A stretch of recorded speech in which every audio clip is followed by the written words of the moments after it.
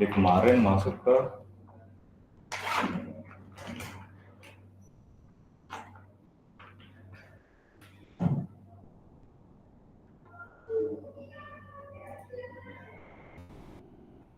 ini ya. Ya ini sampai ketemu ini energi ionisasi beberapa tahun.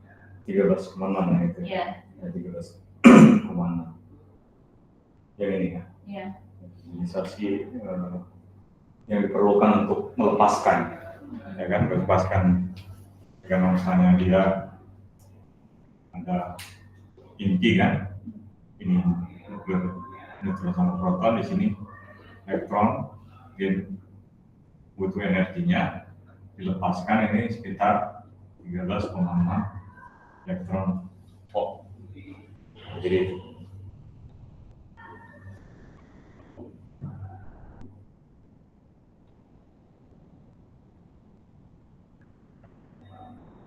kemudian kalau misalnya dia elemen lain, kalau ini kan dia untuk sebuah atom kan. Jadi atom ini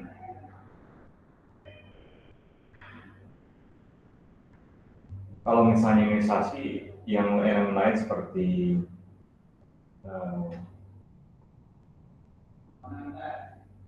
helium ya.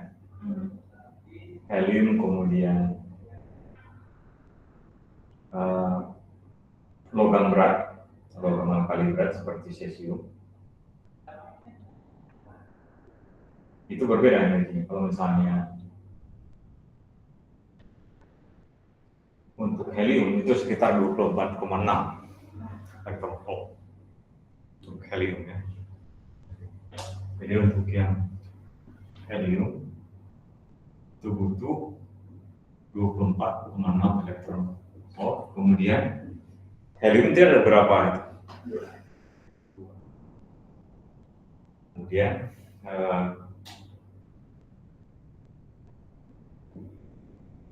cesium ya. Cesium itu Ce atau CS ya? C karbon, Pak, Ce.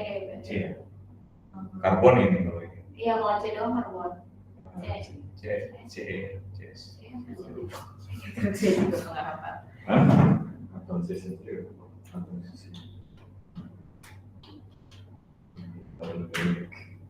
CS ya benar, CS, ya kan? CS itu dia nomor atomnya 55, nomor masanya 133.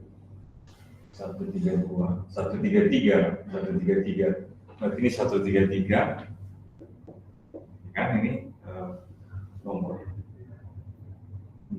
atomnya 55. Kalau helium itu kan 2 ya, 4 ya. 2 helium nomor masanya 4.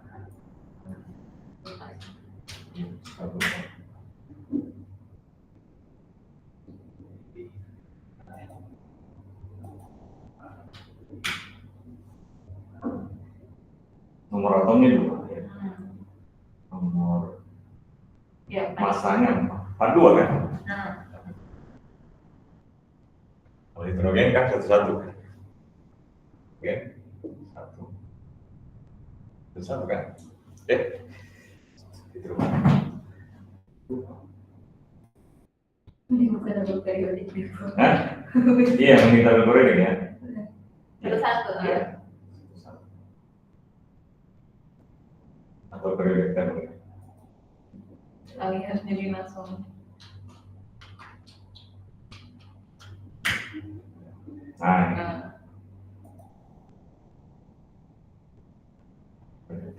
Ini kan hidrogen kan?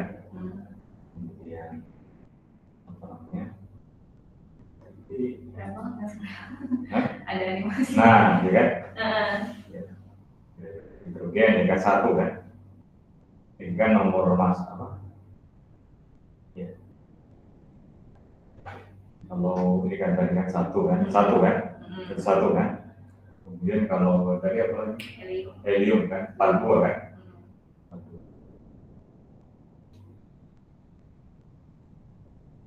Ini yang tadi, jadi dia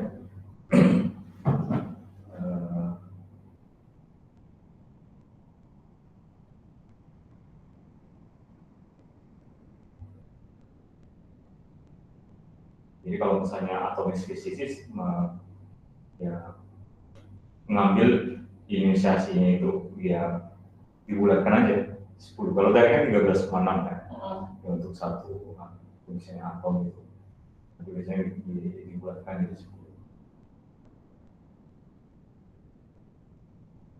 Jadi kalau misalnya fisikawan nuklir itu dia tidak concern terhadap ionisasinya, nah, tapi apa? Lebih ke fisi dan fusi. Lebih ke fisinya. Kalau yang tadi kan ionisasi kan hanya di kulit terluar kan. Iya. Nah, kalau di sini dia lebih ke inti kan. Bukan nuklir. Nukleus. Berarti ya, benar bukan si rekaman lagi yang ditinjau. Iya. Jadi lebih ke gimana ini kan. Fisi kan fusi kan. Kalau fisi itu kan memecah kan. Kalau fusi menggabungkan inti atom. Nah, inti atomnya kan ini kan kalau misalnya kemarin itu seperti kemarin kita perlu memecah uranium dengan tembakan neutron kan. Nah, di tembakan neutron pecah menjadi krypton dan barium kan. Kemudian sisa energinya kan ada defek masanya kan istilahnya, energi yang dilepaskan. Kemudian setelah itu neutronnya itu digunakan lagi untuk memecah ini lagi kan, memecahkan uranium yang lain inti. Nah, kalau misalnya ini inti atom itu terdiri atas sejumlah proton dan sejumlah neutron kan. Nah, jadi kalau misalnya kita buat protonnya sekitar berapa nih? Z lebih besar sampai dengan 1 ini proton. Kemudian neutron dia lebih besar sama dengan 0. Kenapa 0? Berarti ada nggak punya ini? Ada. Contohnya apa? Hidrogen kan? Iya sih, hidrogen cuma satu. Iya, satu kan? Satu berarti dia jumlah protonnya dia 1, jumlah elektronnya 1 kan? Itu hidrogen. Hidrogen yang paling sederhana kan? Ini kan ada inti kan? Neutron sama proton. Kemudian di sini ada elektron kan 1 kan di terluar. Jumlah protonnya kan di sini 1 kan? Ya. Kemudian di sini jumlah elektronnya juga 0. Nah, itu kenapa dia mulai dari. Tapi kalau Z-nya kan mulai dari 1 kan? Jadi berarti memang yang utama tuh proton kan ya? Masih yang utama. Ya maksudnya kalau itu atom kalau nggak ada neutron nggak apa-apa, tapi harus ada proton. Iya, harus ada proton. Dan gabungan ini dinamakan dengan nukleon. Iya, nukleon. Ini.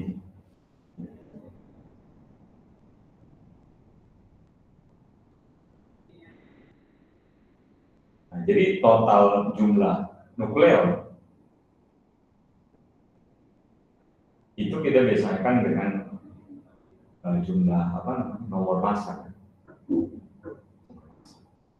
Contohnya hidrogen kan, dia memiliki nukleus 1 kan, berarti nomor massanya atomic number-nya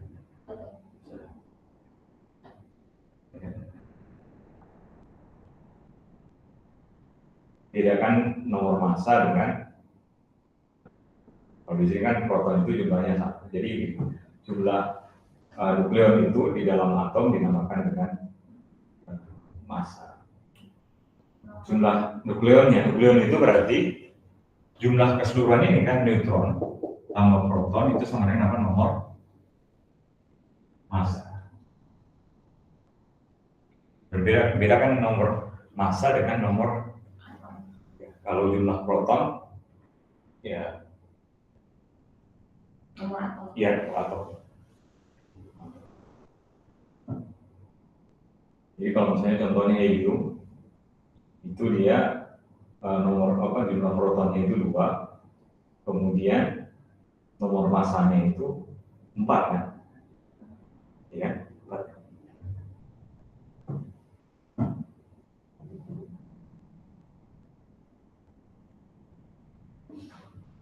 Nomor atom.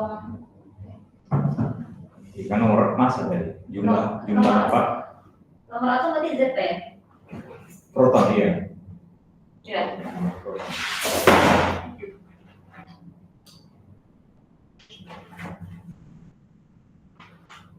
Jadi periodic table itu seperti halnya apa tadi?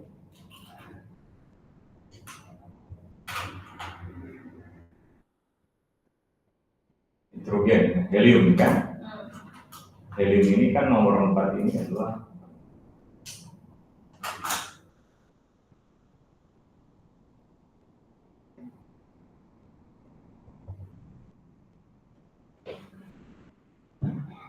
nomor masanya 4, helium kan?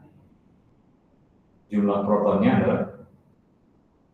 ada 2 kan?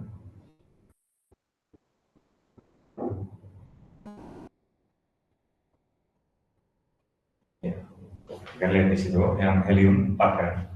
4. Jumlah nomor massa itu jumlah inti ya.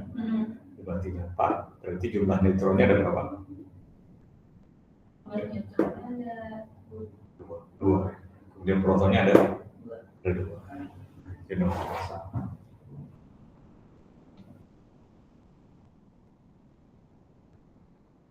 Jadi yang dinyatakan dengan nomor atom itu adalah jumlah protonnya, kan? Contoh misalnya hidrogen, kalau hidrogen dia kan jumlah protonnya 1, nomor massanya 1 kan? Kemudian kalau lithium itu kan nomor atomnya 3 kan? Ya? Kemudian nomor massanya? Nomor masanya 7. 9 ya itu. 7 kan?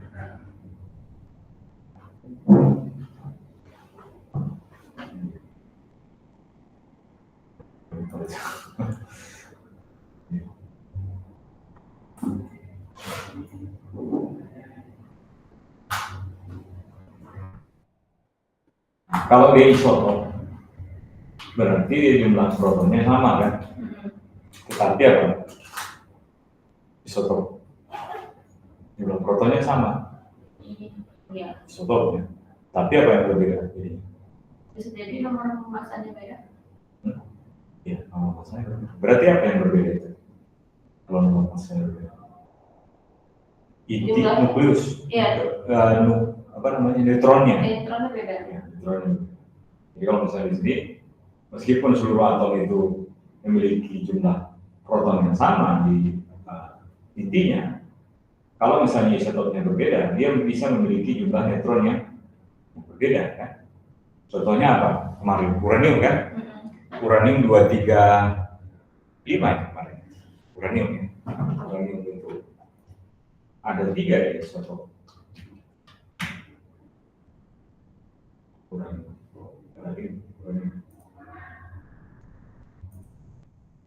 Nah, jadi ada 235, sebenarnya ada 234 juga. Ada 235, kemudian ada 223, tapi yang sering yang di alam itu 235 sama 238. Dia 235 sama 238.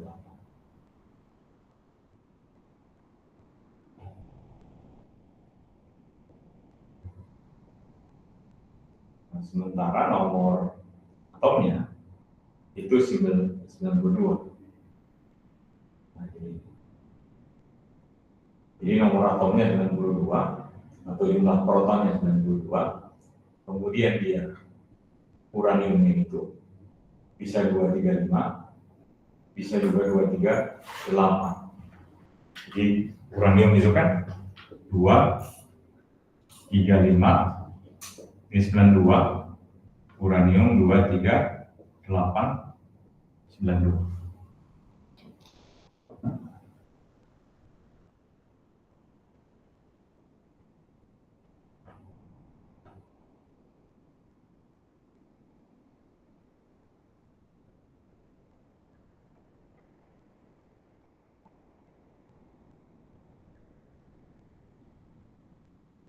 Kalau di stabilan, yang cenderung stabil itu ada, mungkin kamu belajar apa namanya, diagram stability graph. Belum ya. Kestabilan, kalau dia kestabilan itu kira-kira yang atau stabil itu harus seperti apa? Dia ada ininya, ada aturannya. Ya, dulu kan saya pernah belajar. Belajar ya? Kalau dia stabil itu, kalau misalnya jumlah proton ya cenderung ya, jumlah proton dan jumlah neutronnya dia sama. Nah ini kestabilan. Kelihatan ya? Ya, cenderung kalau dia jumlah proton dan neutronnya sama.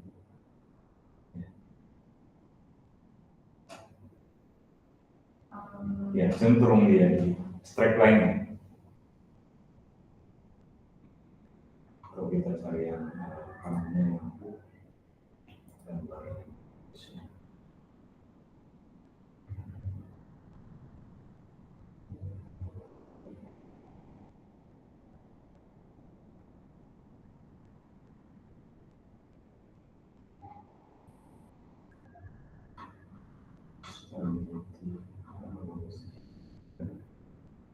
Kelihatan.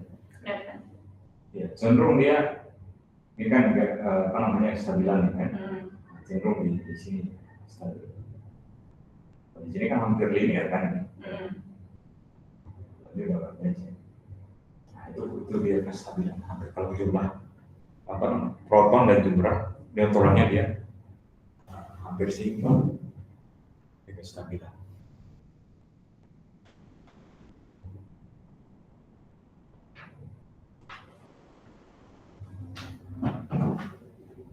Sehingga kalau misalnya kamu lihat di kestabilan yang misalnya dia apa namanya, kalau ini kan nggak stabil kan, jadi cenderung kan, karena jumlah proton dan neutronnya nggak kan, karena kalau jumlah proton dan neutron dia harusnya 2 kali lipat kan, ya harusnya 2 kali.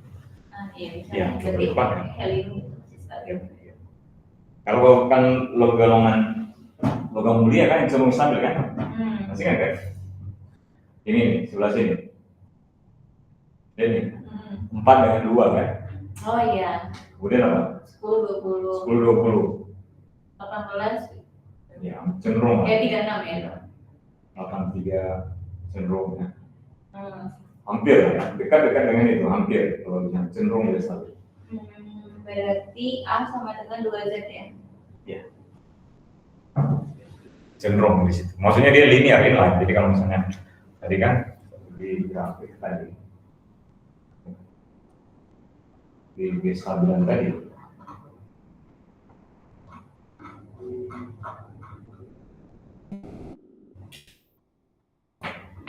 ya. Jumlah proton dan jumlah neutron jadi di sini. Jadi kalau misalnya lihat ini kan jumlah proton dan jumlah neutron kan cenderung dia di sini garis lurus. Jadi dia cenderung dia persamaannya linear kan di sini. Jadi ada di sini kestabilan.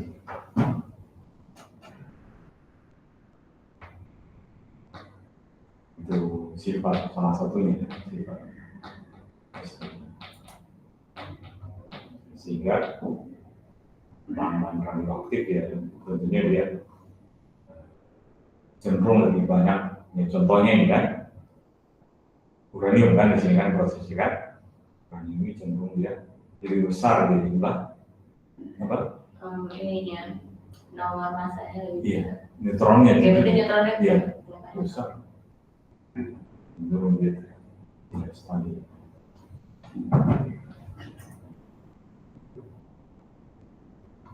Jadi contohnya ini ya, proton kan ditambahkan dengan neutron, kemudian kita bisa dapatkan neutron. Neutron. Ya, neutron itu berarti kan proton. Proton kan ini kan.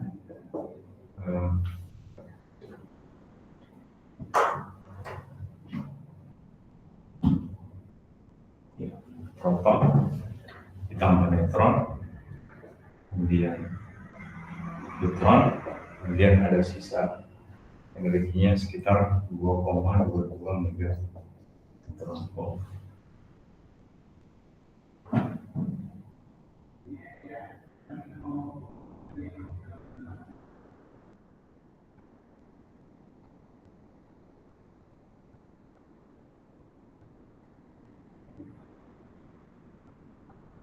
Itu energi yang dilepaskan.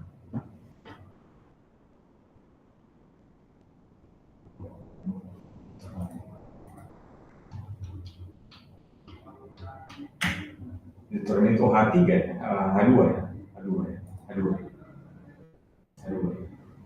Kan ini kan 1,0 kan? Ini 1 1 ya, 1. Proton jumlahnya 1. Iya, jadi 2. Jadi 2 ini jadi 2 liter. Kalau hidrogen kan H1 kan.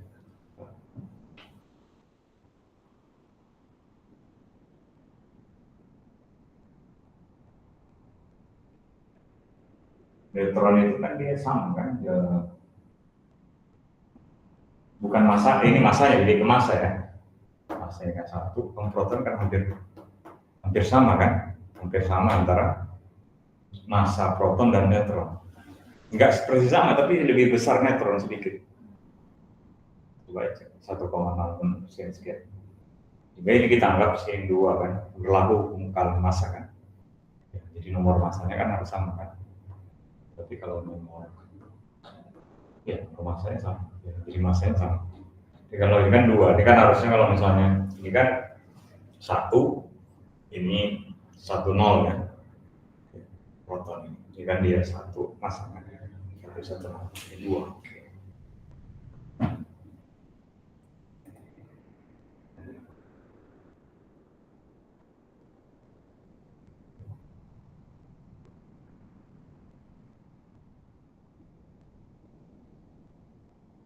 Ini nomor 91.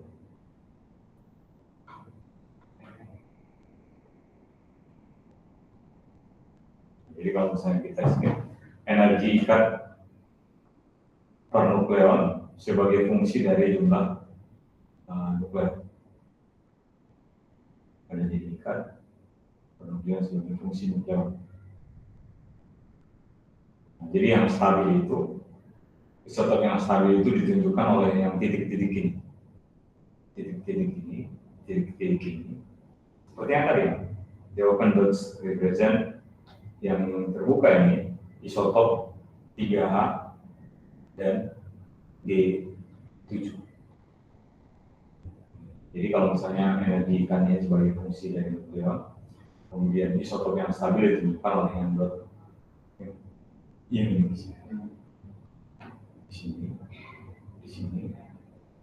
kemudian di sini, jadi kemudian yang terbuka ini dikatakan sebagai isotop dari hidrogen dan helium.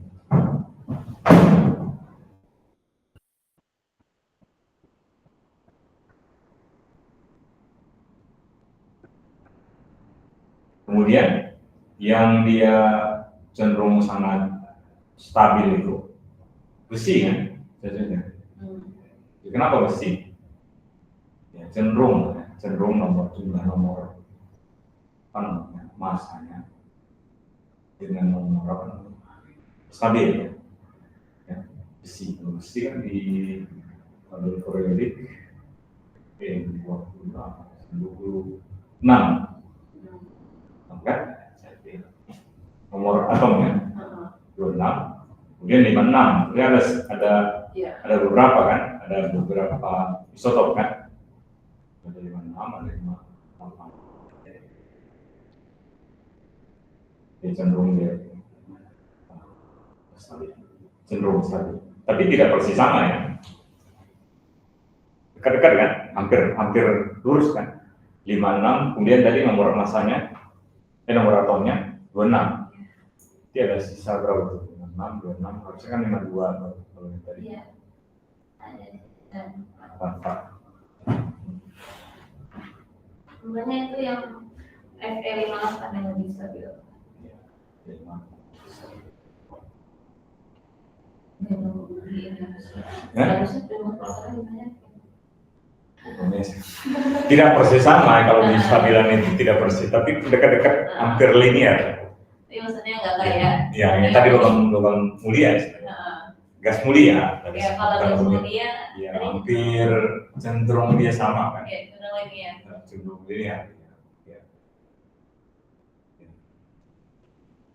Itu maksudnya kestabilan. Kenapa?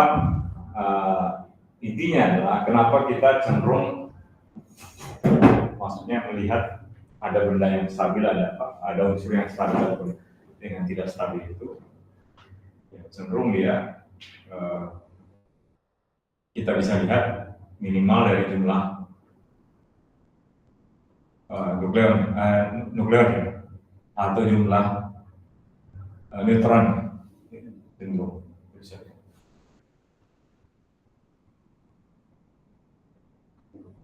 Jadi kalau di ionisasi dan rekombinasi itu berkaitan dengan misalnya energinya 10 elektron volt kan, ionisasi. Kalau dia nuclear fission dan fission berkaitan dengan skala energinya 8 mega elektron volt, lebih besar kan? Itu elektron volt jadi tadi ada 10. Jadi energi-nya dia lebih besar. Kalau misalnya elektron dan proton dia bisa bergabung membentuk atom hidrogen, kemudian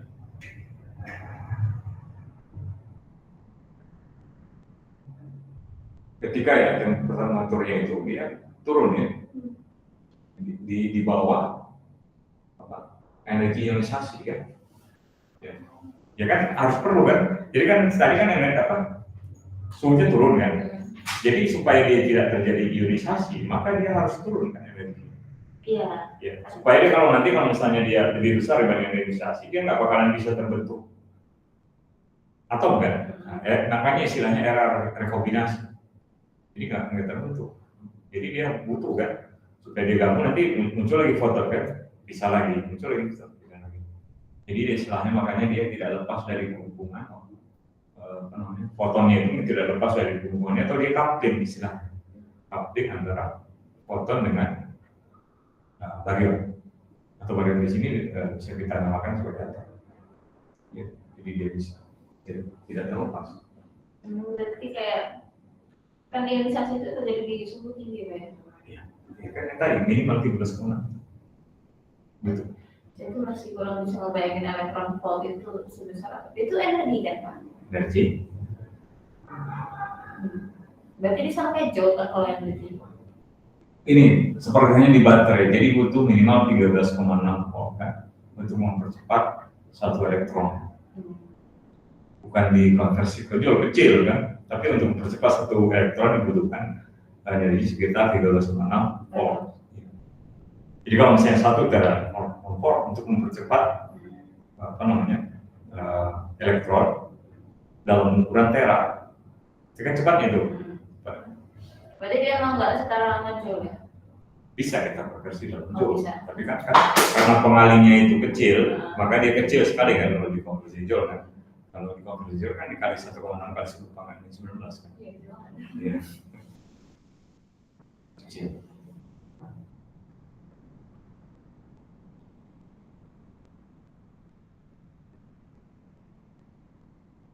Nah, jadi di sini sehingga proton dan neutron kalau misalnya dia ingin bergabung mengalami fusi ya, maka dia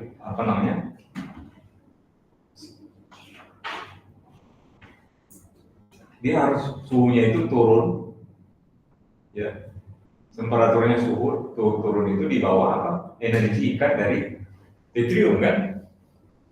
Jadi kalau misalnya energinya masih di atas 2,22, berarti dia nggak bakalan terbentuk inti kan? Jadi itu aja dari dua kesimpulan itu. Dua kesimpulan itu butuh dia.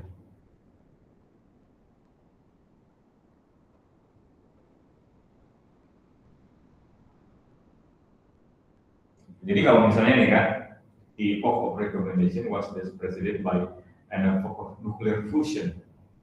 Jadi masanya era rekombinasi itu didahului oleh masa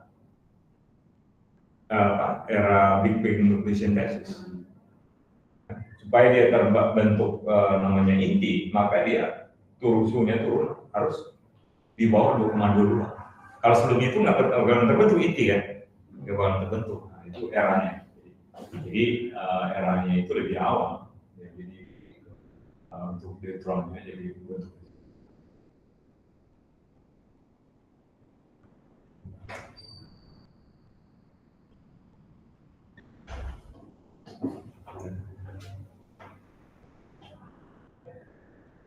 Nah, itu jadi kita bisa lihat seperti itu. Kemudian karena energi ikat deuterium itu lebih besar daripada energi ionisasi hidrogen dengan faktor sekian, kita kira-kira estimasi sintesis deuterium itu terjadi pada suhu sekitar 1,6 kali 10 pangkat 5 lebih besar daripada era rekombinasi. Era rekombinasi sendiri adalah suhunya 3760. Jadi maksudnya kita tahu tadi energikannya, jadi kita bisa memperkirakan kan? Kita memperkirakan dia harus memiliki suhu 1,6 kali 10 pangkat 8. Karena kenapa? Energi kan sebanding dengan suhu kan? Jadi statistik. Iya. Iya kan? Energi. Kamu tahu energi EK 3/2 kan? Oh. Kan? Energi kan sebanding suhu kan? Iya. Kalau dia suhunya naik, energinya naik kan? Jika kalau kita tahu perbandingan energi kan, ya berarti kita tahu perbandingan suhunya kan? Ya, itu. Jadi kita tahu suhunya segitu. Jadi kita tahu suhu nukleus itu berarti 1,6 kali. Jadi dia di sini disebutkan sintesa deuterium terjadi pada suhu nukleus sekitar 1,6 kali 10 pangkat 5 kali 7. Berarti sekitar 6 kali 10 pangkat 8 Kelvin. Berarti suhunya waktunya. Berarti waktunya itu sekitar di waktu 300 detik. Itu dapat dari mana? T-nya. Nanti kan balik lagi nanti suhu kan berbanding terbalik dengan faktor skala kan. Jadi kita bisa cari kan. Kita bisa cari. Belum pernah hitung kan suhu dengan skala. Kalau suhu belum Pak. Enggak, maksudnya banding. Nanti kan suhu berbanding terbalik dengan faktor skala kan. Nanti bisa dapatkan faktor skalanya kan. Nanti kan dari faktor skala kita bisa dapatkan waktu. Dari faktor skala waktu tahu kan? Iya, kalau pakai skala waktu. Iya. Nah, itu. Dari situ runtutannya.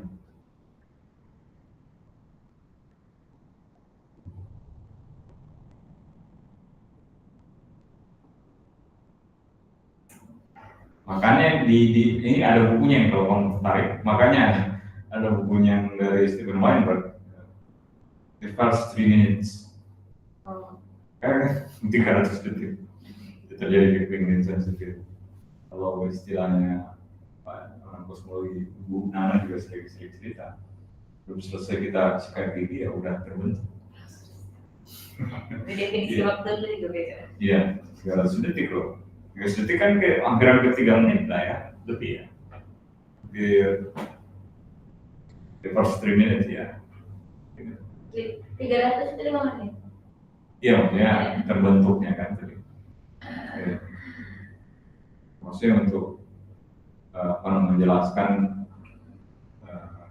Big Bang nuclear synthesis itu terjadi ketika alam semesta itu dia beberapa menit Big Bang Theory.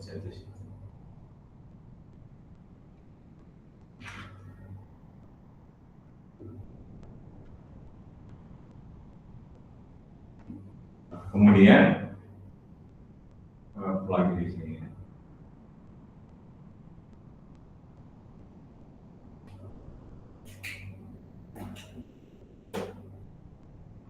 Nah, kalau yang sekarang ini hampir 3/4 baryon, 3/4 baryon itu masanya itu tanpa unbound proton, tanpa ikatan dengan proton atau apa?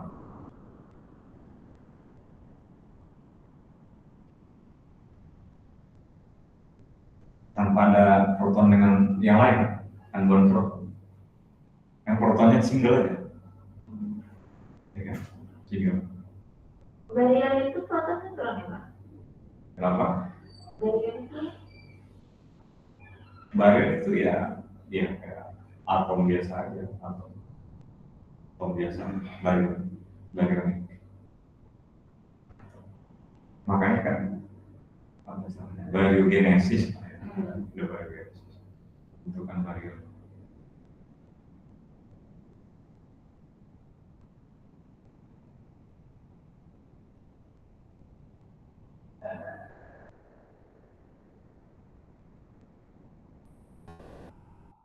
Nah, kemudian kalau misalnya kita lihat di sini, kalau misalnya kita lihat yang lebih besar daripada hidrogen, misalnya helium ya, berarti dia cenderung ya intinya itu ringan, ya, berat intinya ringan.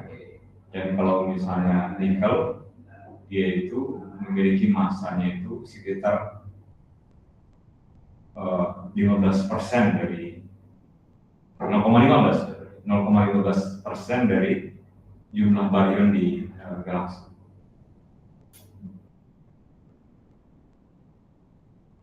Nah, jadi ini keberlimpahan dari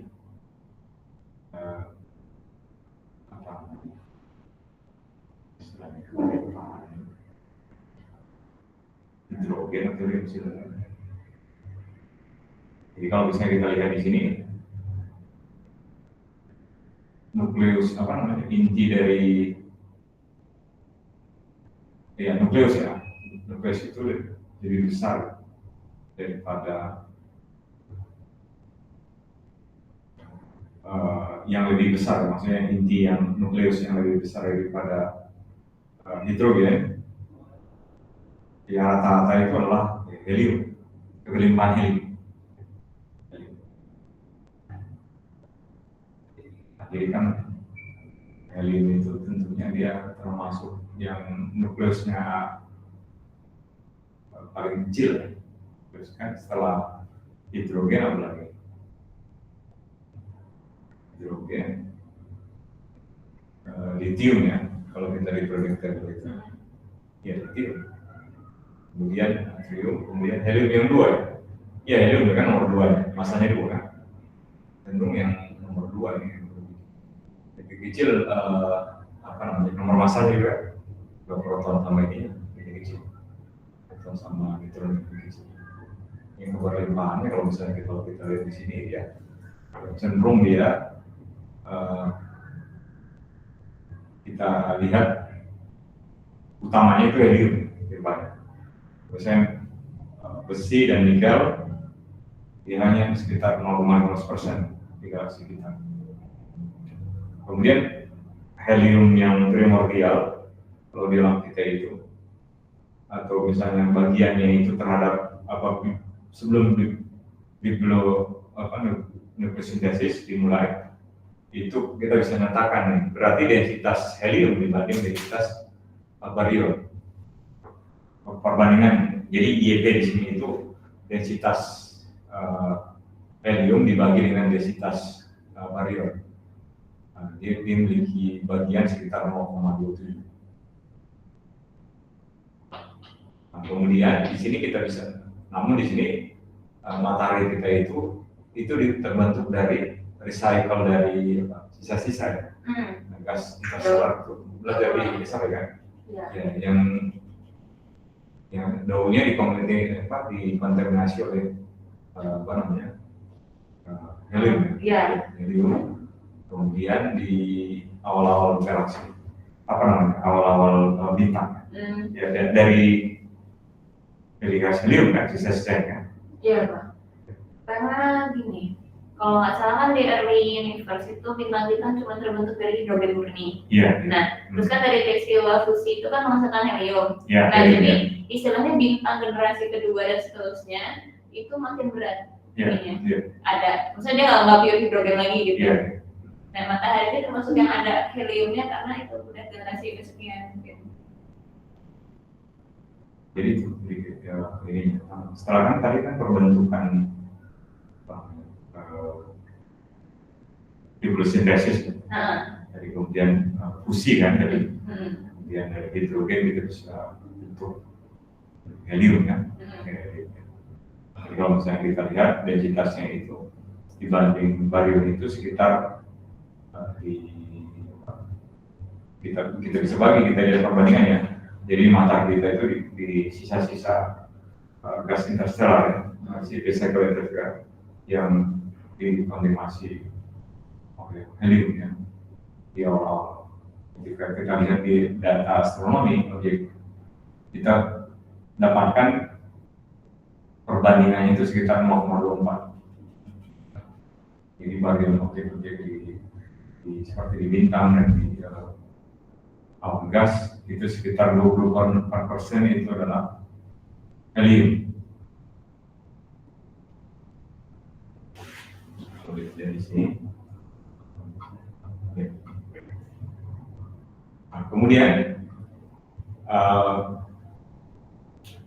tentunya batu batanya istilahnya building blocks, batu bata dari alam semesta itu adalah di representasi itu neutron dan proton. Kan bentuknya kan atom, neutron, proton. Jadi kita bisa lihat energi ras energinya, energi diam.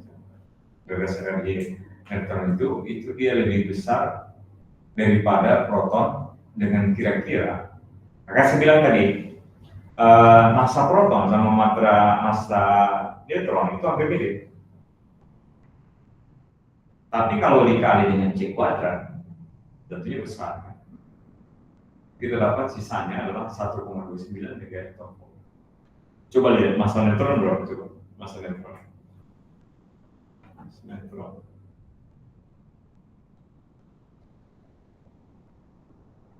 Itu membeda sekian sih. Berapa? Atau massa neutron kurang massa proton? Massa neutron berapa? 1, kan kalau yang neutronnya 1,7 kali 10⁻². Kalau proton berapa? Proton ya masa proton. Sama. Hampir mirip kan? Iya, dia cuma beda di belakang. Ya, itu tapi kalau dikali C kuadrat besar kan? Iya. Sebentar deh. Besar. Jadi kalau kamu langsung kurang kan dia hampir ya kecil sekali.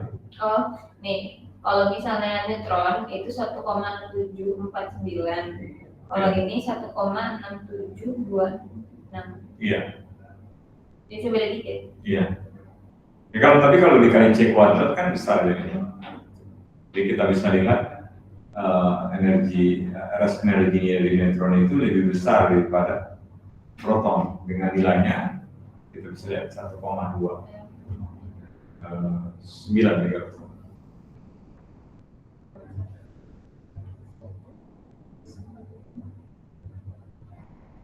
Oh iya, Pak, besar energi yang dihasilkan dari MC kuadrat itu dalam electron volt ya? Iya, electron volt. Kita kan sebenarnya bisa cari joule gitu. Ya. Kan dalam joule, tapi kita bisa konvertkan dalam electron volt. Tinggal di itu aja, dibagi berapa tuh? 1,6 kali 10 pangkat 19 kan? Bagi didapatkan dari itu.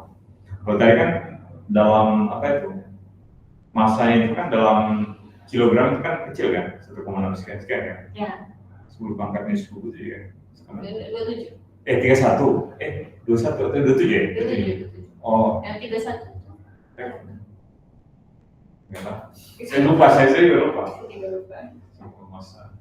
Oh, minus 17 itu adalah muatan 31 masalahnya. Kalau elektron 31 Pak, 9,1 kali 10 maka. Ya, elektron ya. Oh iya, minus 17 ya. Minus 17 ya, iya, lebih ringan ya. Minus 31. Iya. Minus 17 ya. Sekian. Yang 17?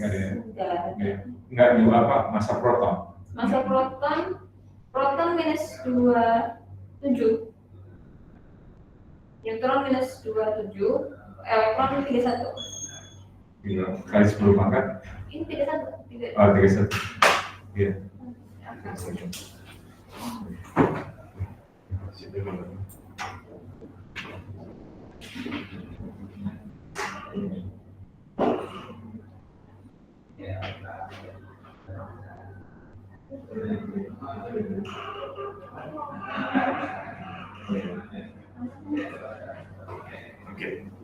Nah, jadi itu ya. Jadi kita bisa lihat ya, kemudian neutron bebas itu cenderung dia unstable, tapi neutron dia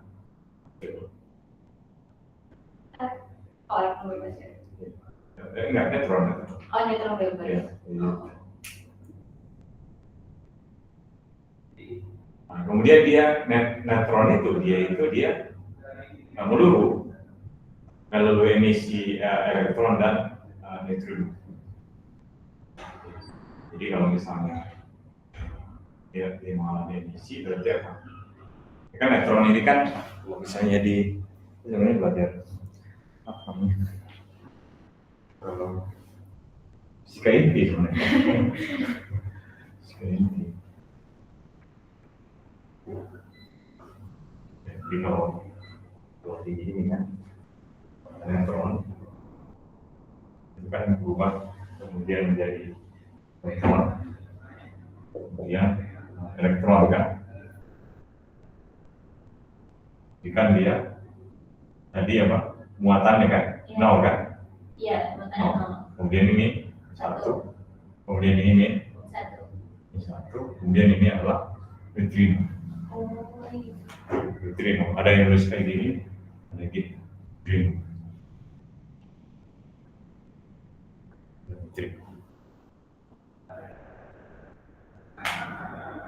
Nah, jadi waktu peluruan ini kan dia peluru kan? Dia neutron berubah jadi proton, kemudian dia jadi elektron, kan jumlah muatannya harus sama kan? Jumlah muatannya sama berlaku apa lagi jumlah? Berarti muatannya ini ada 0 ya? Kemudian apa lagi yang harus sama? Masanya kan? Berlaku kalau massa kan? Massa ini, dan energi ya, sama aja. Jadi waktu luruhnya itu sekitar 880 detik. Jadi decay.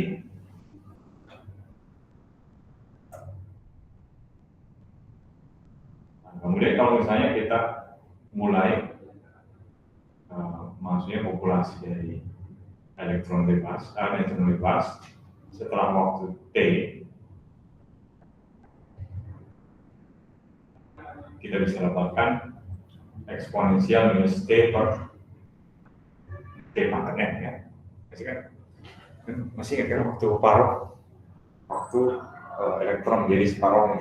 Waktu taruh. Ya waktu paruh maksudnya waktu peluruhan jadi separuh. Iya. Jadi kita bisa lihat seperti itu. Nah, ini misalkan ini. Jadi half life, the time is take for reference to decay is related to decay time by the relation. Nah ini T half itu adalah Tn divided by 2.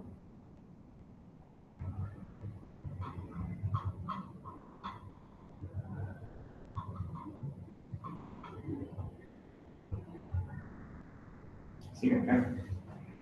Jadi kalau misalnya dia kan dn kan per dt, kalau di peluruhan ini kan minus lambda n kan persamaan.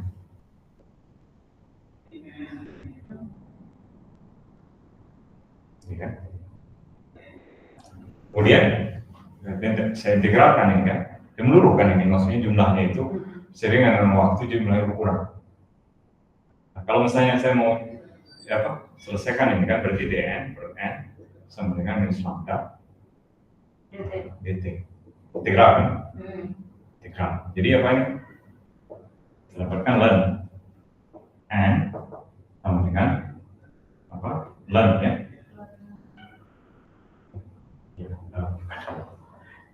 Sama dengan minus lambda p plus c kan?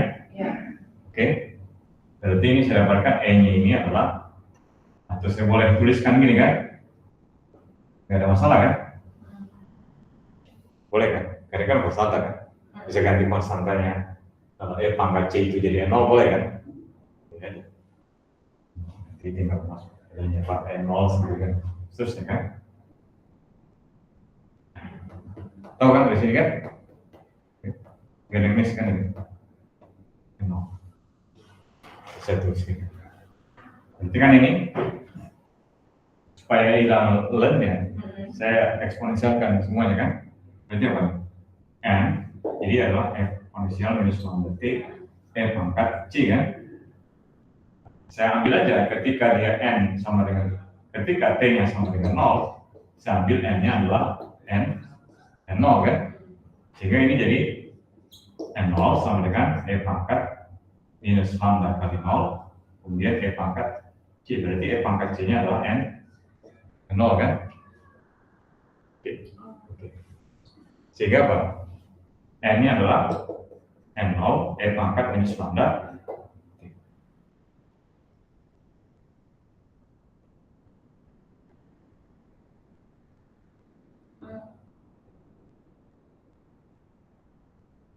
Oke. Nah, jadi kalau saya ambil separuh waktu paruh berarti apa? Jadi waktu jadi n-nya jadi setengahnya kan? Berarti n-nya dari setengah didapat dari waktu, dari apa? Berarti setengah n sama dengan n0 e pangkat minus lambda, ya kan? Setengah n0. Jadi waktu yang saya butuhkan supaya dia setengahnya. Lihat apa nih? Setengah sama dengan apa? E pangkat minus lambda, ya kan? Berarti apa?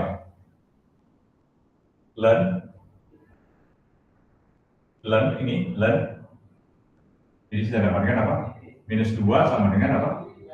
Minus lambda, T kan? Iya kan? Ya. Oh, itu dalam iya.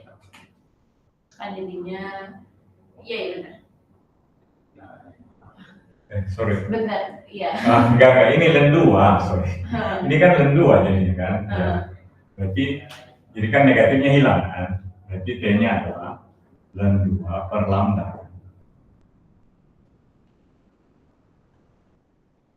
Maksudnya ln ini kan, ln setengah ini kan sama dengan ln 1 kurang ln 2 kan? Ln 1 berapa nih? 0 kan? Iya kan, lupa. Jadi kan 0 kan, kurang ini kan, kurang, hilang kan? Jadi ln 2, T sama dengan ln 2. Sehingga di sini ditulisnya, oh iya, ln itu kan ini kan sama kayak log sebenarnya. Iya, tapi logaritmik natural. Iya, jadi kan sejatinya kalau misalnya siapa di definisinya? Iya, pangkatnya berarti pangkatnya berapa gitu kan, Pak? Iya. Pangkatnya berapa? Iya. Pangkatnya 0. Iya gitu ya, ngerti kok. Jadi saya mau.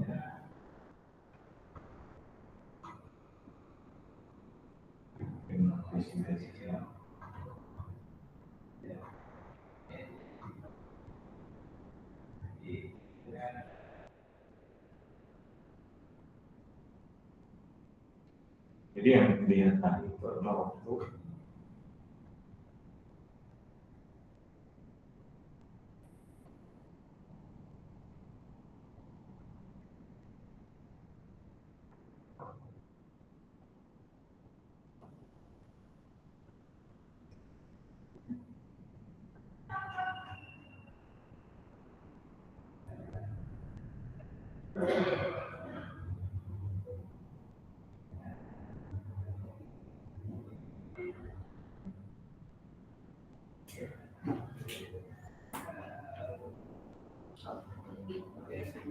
Jadi ini kan waktu paro kan jadinya, waktu paro kan.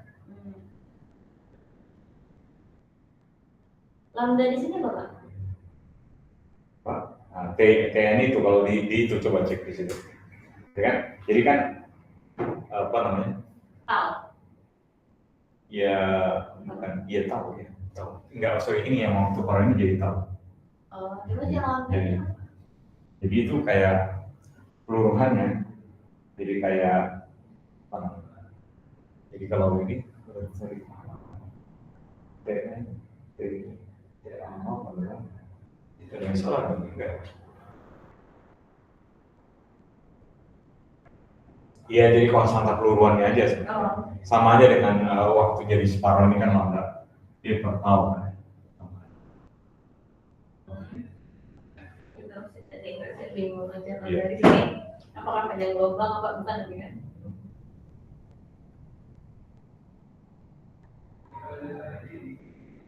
Kan boleh kan, ini kan berarti kan jadi kalau di sini saya kan ini waktunya menjadi setengah ya kan. Sorry.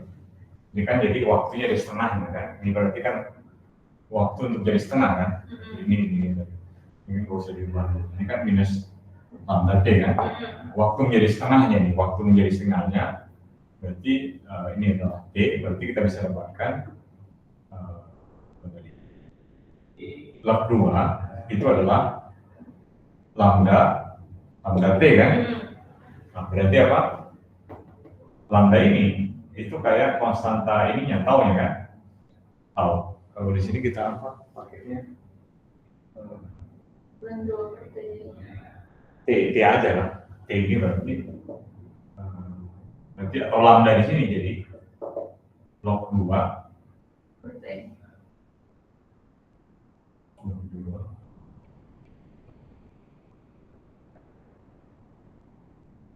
iya, log 2 berarti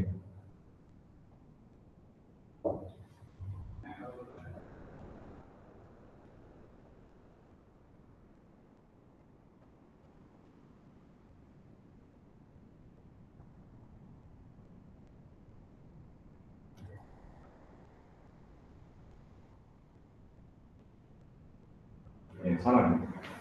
Enggak ya?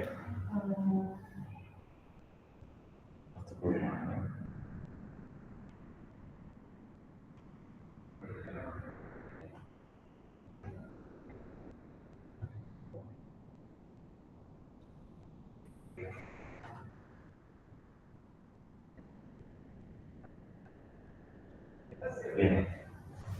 Jadi ini per waktu untuk setengah ya kan? Nah itu, tahu ya? Lambda itu, atau kita mengatakan ini sebagai apa? Lebih tahu aja. Jadi persamaannya jadi n sama dengan n0 pangkat minus t per 0.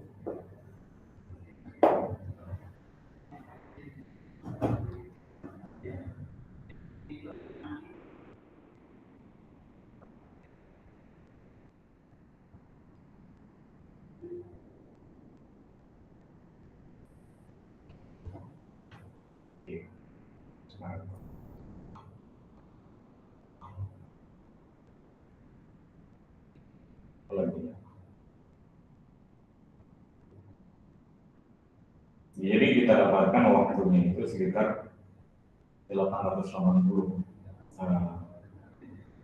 detik ya di kereta ini. Jadi untuk menjadi setengahnya itu butuhnya 880 detik.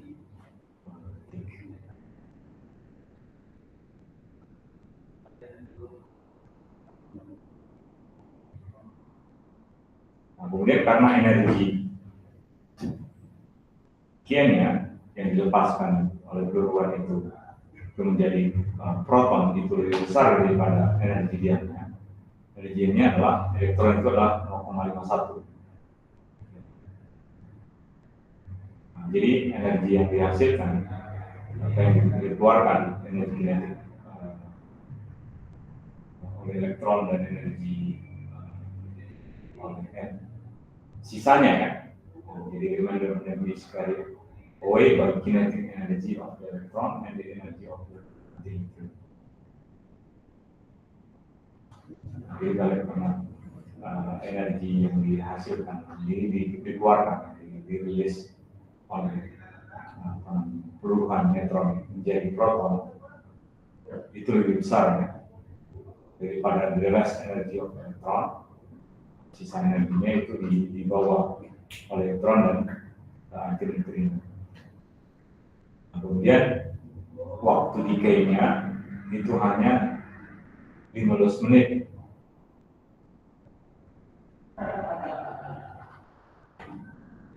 Sehingga kalau misalnya kita lihat keberadaan neutron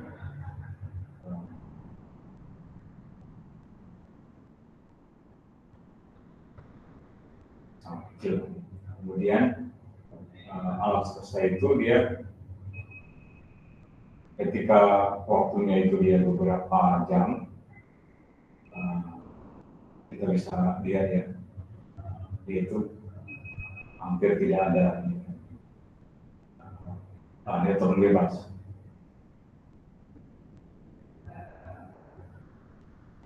Jadi tadi energinya itu banyak dipakai oleh apa tadi? Kalau di sini.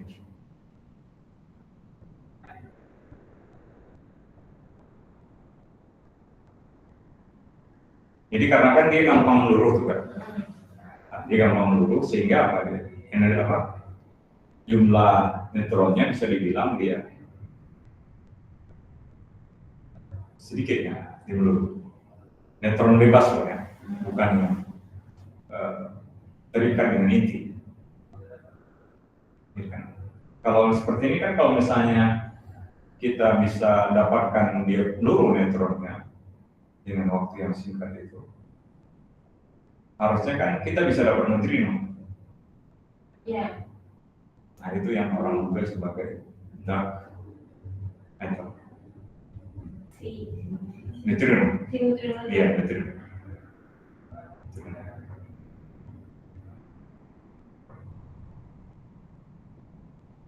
Iya, matter. Dia tetap ada masanya.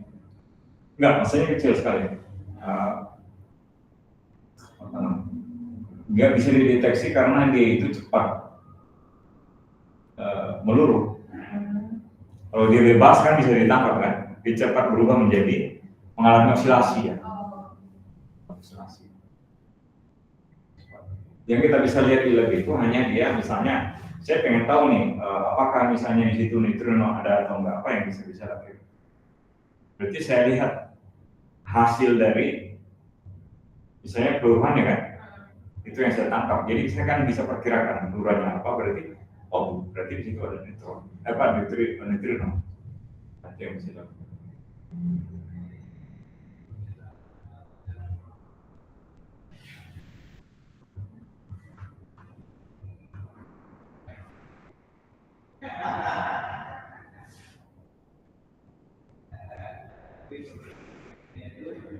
Nah, kemudian kalau misalnya kan energi neutron itu ada terikat, dia kalau sekarang dia terikat terhadap inti kan, sehingga inti stabil.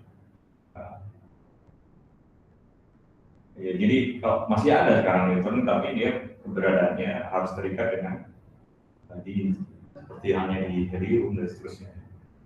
Nah, sekarang kita lihat, sekarang di sini kita ninjau di waktu sekitar 0,1. Nah, di waktu 0,1 itu berarti suhunya sekitar 3 kali 10. Tadi tahu kan, kalau dari kita dapat waktu, kita dapatkan faktor skala, kita dapat suhu ya. Dihitung ya itu. Kalau penasaran, kan kita hitung. Iya kok, saya penasaran. Iya. Nah, kemudian energi rata-rata per foton itu dia kan sekitar 10 pangkat 3 elektron volt. Energi apa namanya? Rata-rata energi rata-rata foton. Ya, energi rata-rata foton itu sekitar 10 pangkat 10 megawatt. Jadi energinya itu dia itu lebih besar daripada energi diam dari elektron atau positron. Lebih besar. Sehingga kalau misalnya kita bisa lihat ada positron sebagaimana elektron di waktu 0,1 yang dihasilkan dari produksi pasangan foton dengan foton, kemudian muncul elektron dan positron. Foton itu kan nggak memiliki muatan kan? Iya. Ya, foton. Kemudian dia, tapi ada energinya. Iya. Tapi dia ada massa nggak foton? Enggak. Nah, tapi kan ada energi bisa dikonvert dalam bentuk. Karena kan muncul massa tuh. Positron ada, elektron ada kan? Iya. Nah, jadi energi itu yang segini kesetaraan energi dan massa. Jadi ini energinya dikonvert jadi massa. Meskipun massanya nggak ada kan? Iya. Kalau dalam kita misalnya mungkin melihat, ya massanya harus dipecah dulu lah menjadi massa yang lain kan? Enggak. Tapi ada energinya kan, energi itu setara dengan massa. Atau sebaliknya kan ada anihilasi kan? Iya. Ya, ada anihilasi. Kalau anihilasi misalnya positron dengan elektron dia bergabung menjadi proton. Dia jadi tiba-tiba ada energi yang nggak ada masanya gitu. Ya. Nah itu kan sebaliknya itu, makanya itu dia pair kan, bisa reaksinya itu reversible, bisa dia kiri ke kanan atau kanan ke kiri.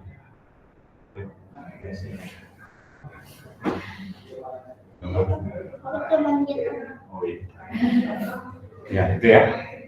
Nah, jadi ada apa istilahnya?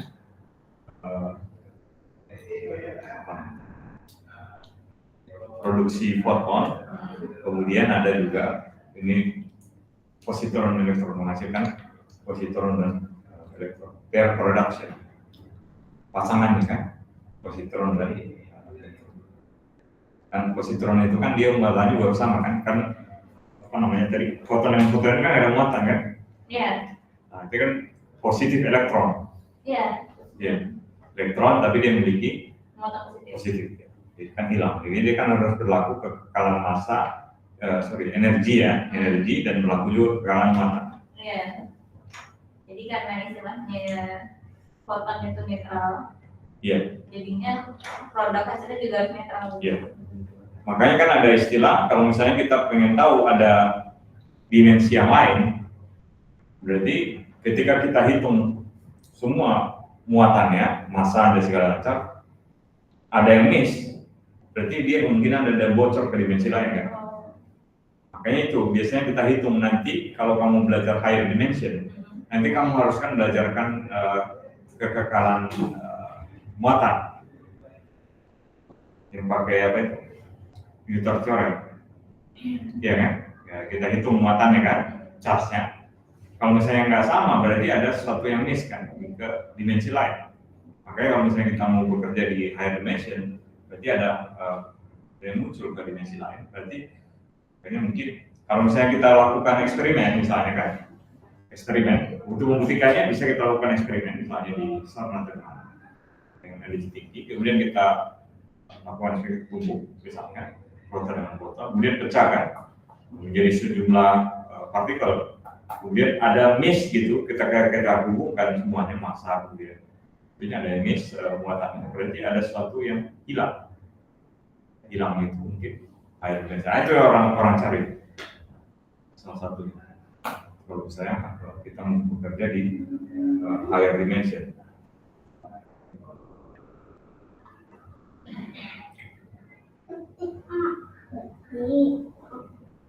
Nah, kemudian di waktu 0,1 itu berarti neutron itu dia masih couple ya, dengan baryon matter ya. Dan neutron dan proton dapat ya convert secara bebas kan, ya. Interaksinya ini dengan neutrino, kemudian dia apa namanya neutron dia menghasilkan proton dan elektron, dan sebaliknya proton elektron bisa menghasilkan neutrino dan neutron. Iya kan, ini kan muatannya kan sama-sama nggak ada kan? Iya. Kemudian apalagi yang masanya harusnya tetap sama ya. Kemudian apa? Ya energinya kan? Ya, Padahal tadi neutron peluru menghasilkan neutrino kan? Neutron, iya. Iya kan? Ya, bisa juga sebaliknya ini. Neutrino di apa namanya?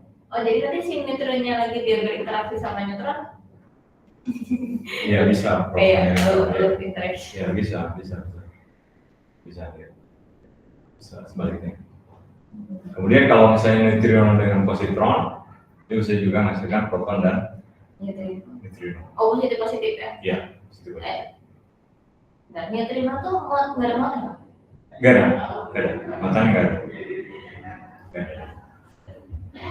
Dan masanya juga kecil kan? Hampir nggak ada, lebih kecil daripada neutron. Iya, hampir. Dan ya bisa dibilang partikel relativistik.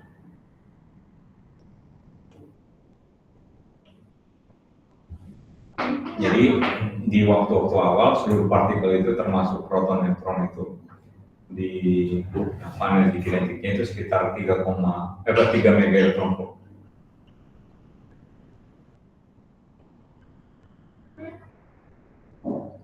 Kemudian kalau misalnya ini persamaan berikutnya, jadi jumlah neutron positif kita bisa lihat ini persamaan berikutnya. Sudah pernah lihat di CMB kan? CMB jumlah intensitas neutron dan proton persamaan CMB ini kesamaan ini. Belum. Itu yang persamaan ini guys. Ya. Persamaan yang saya temuin. Jika statistik ya. Ada minum di ruangan ya. Ambil aja. Kalau gitu ya. Ini udah ya. Ini kopi.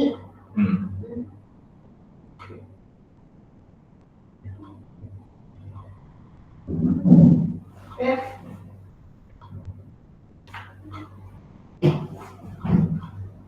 Oh ini ya. Terakhir ini kan tadi. Ini.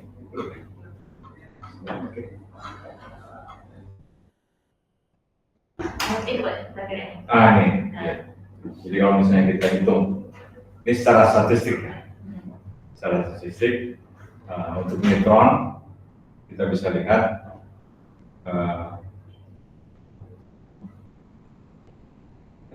hitungannya ini sekitar segitu. Ya, jadi kalau misalnya dari sini kita bisa lihat berarti suhunya naik, ya, dan densitas ininya dia turun. Kemudian foton, foton juga sama ya, tinggal ganti aja kan. Cara statistik ini ya, statistik. Kemudian jumlah perbandingan ini, proton secara statistik, masanya dengan beratnya dengan neutron, kita bisa lihat ya sama ya. Kalau kita lihat dengan GP dan GP-nya ini, G-nya ini, ya, misalnya kita bisa pakai 2 ya, pertama ini kita bisa dapatkan segini. Nilainya itu sekitar berapa? Kalau misalnya kita ambil ini kan, MN dengan MP itu dia dekat, ya kan? Sedikit kan selisihnya. Iya. Tapi kalau dikali dengan C kuadrat ini kan hampir dia bisa kita bilang dia nilainya 1 kan? Iya kan? C kuadrat kan besar kan? Ya kan? Kemudian kita lihat kan besar nih nilainya. Kemudian berarti ini kan pangkat yang besar nilainya kan mendekati 1 kan? Iya, tapi walaupun negatif. Iya kan? Negatif kan? Iya, 1. Iya kan? Neutron sama proton kan besar neutron kan? Besar. Iya, proton sama dikali C kuadrat kan besar kan? Sehingga kita bisa lihat masa neutron proton ini dia sekitar lihat selisihnya itu sekitar 1,002.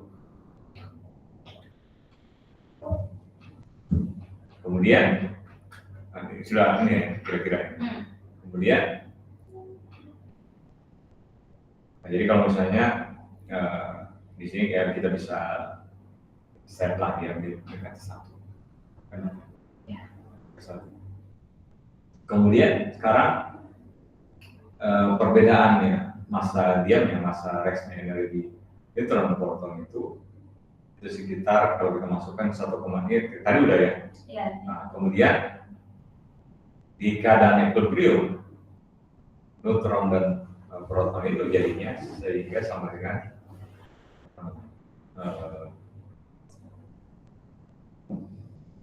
oh iya tadi saya lupa, ini harusnya 1,02 ini kita nggak usah hilangkan dulu nilainya, tergantung T-nya juga nih ya, T-nya juga yang kita anggap sama dengan 0.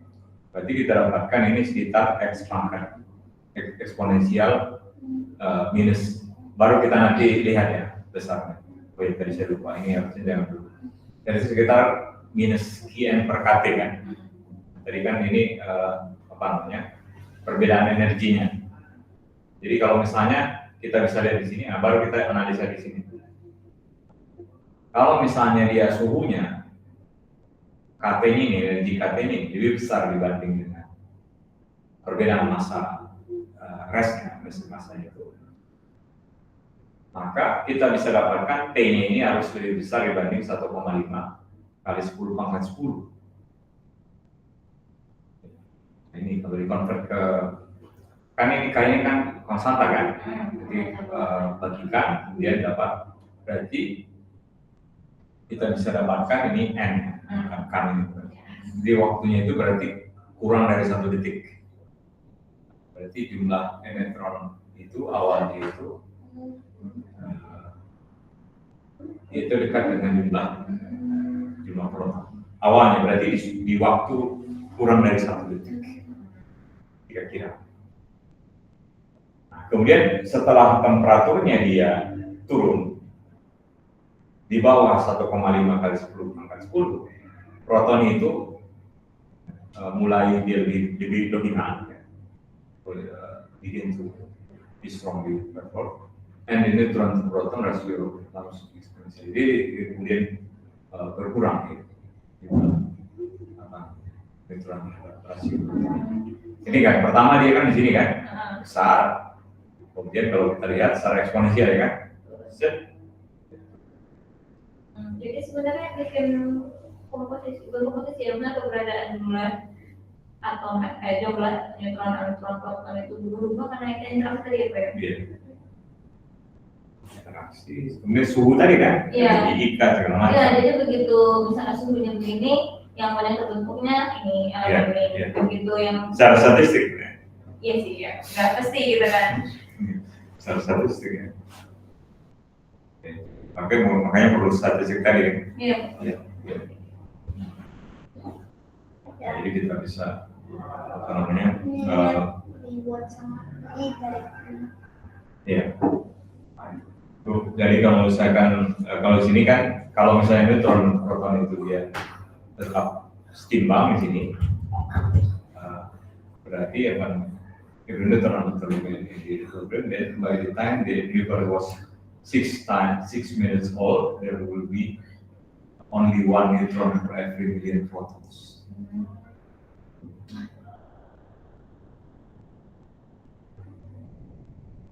Kemudian di sini neutron proton itu don't remain in equilibrium for nearly that long. The direction that needed between neutron and proton in early was shown in sini kan, ya tadi kan di persamaan 99 dan 10. Kalau di sini kan disebutkan dia equilibrium neutron remain equilibrium, then by the time the universe was 6 minutes old. Jadi kalau misalnya neutron proton itu di equilibrium, ya by the time the universe was 6 minutes old, and there will be only 1 neutron for every million protons. Hanya ada berapa? Oh, 1 neutron untuk setiap 1 neutron. Itu karena ada ya tadinya kan jumlahnya equilibrium setara tuh Pak. Iya. Terus ini kan neutronnya bereaksi, misalnya coupling sama yang lain ngasilin proton. Iya. Kemudian neutron proton itu don't remain equilibrium for very long. The interaction that between neutron and proton in the neutron is solid. Jadi interaksi apa namanya yang memediasi neutron dan proton di awal semesta itu ditunjukkan oleh berarti apa neutron, kemudian dia couple dengan interaksi dengan neutrino jadi proton elektron, kemudian neutron sendiri berinteraksi dengan positron menjadi proton dan neutrino.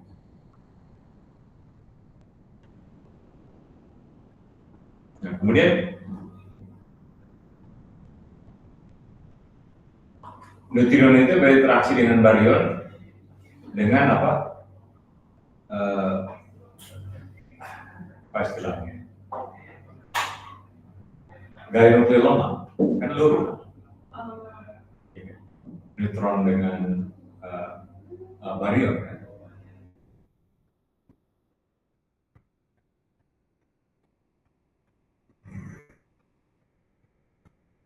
Jadi neutron itu berinteraksi dengan baryon dengan nuclear force. Tadi, ya neutron, ya ini baryon ini kan, neutron.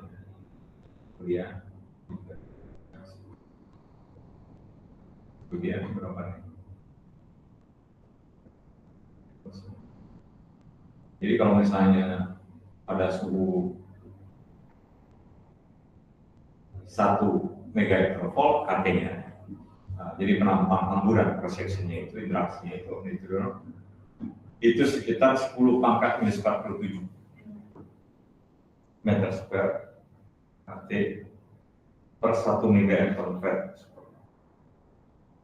Kemudian kalau misalnya Thomson cross scattering cross section interaksi elektron via electromagnetic force itu elektron kemudian dengan gaya elektromagnetik, ya kan? Dan proton dan elektron itu sekitar 10 pangkat minus 29. Tapi itu juga lemah, ya. Big, makanya big nuclear force kan, big.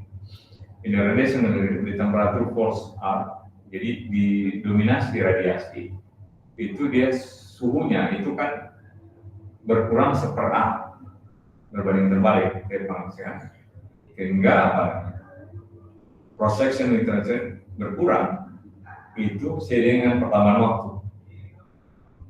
The number of neutrino volt yang sehingga jumlah neutrino itu berkurang sejumlah minus 3 per 2. Dan oleh karenanya neutrino dan proton berinteraksi dengan via nuclear force dia itu berkurang seiring dengan waktu.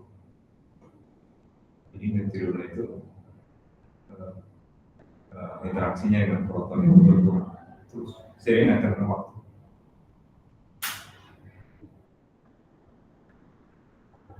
Apa maksudnya? Waktu dia berkurang interaksi sehingga kita hampir bilang kita nggak dapat kan neutron kan sedang dicari terus kan. Tahu kan yang T2K Tsukuba atau Kamiokan yang pakai chamber yang besar itu untuk mendeteksi keberadaan radiasi kosmik. Jadi kalau ada dia interaksi kemudian nanti bisa kita ini saya tunjukkan Tsukuba atau Kamiokan yang terkenal. Senang cari neutron.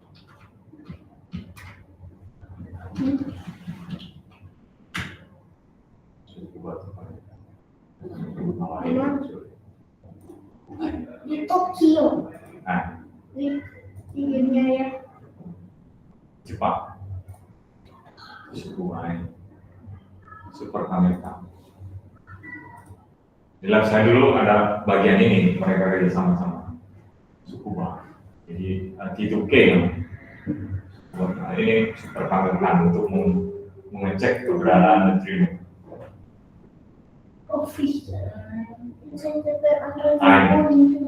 T2K atau kait tukang rokan Tsukuba is particle experiment studying oscillation and accelerator neutrino. Experiment is conducted in Japan by International Corporation, 500 physicists and engineers with over 60 institutions. The question observe the appearance of electron neutrino in a given neutrino beam, provide the words best oscillation parameter. Jadi kan ini dia itu menemukan osilasi ini kan, dia berubah jadi apa? Mu neutrino ke neutrino.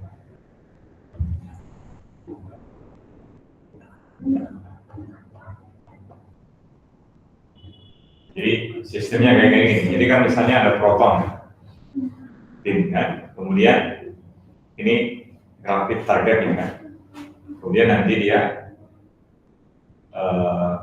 berubah jadi ion, kemudian foton dan seterusnya. Kemudian nanti di set di sini elektromagnetiknya. Jadi kan interaksi kan. Kemudian kita bisa lihat beamnya di sini kan berkas. Kemudian nanti kita bisa lihat hasil.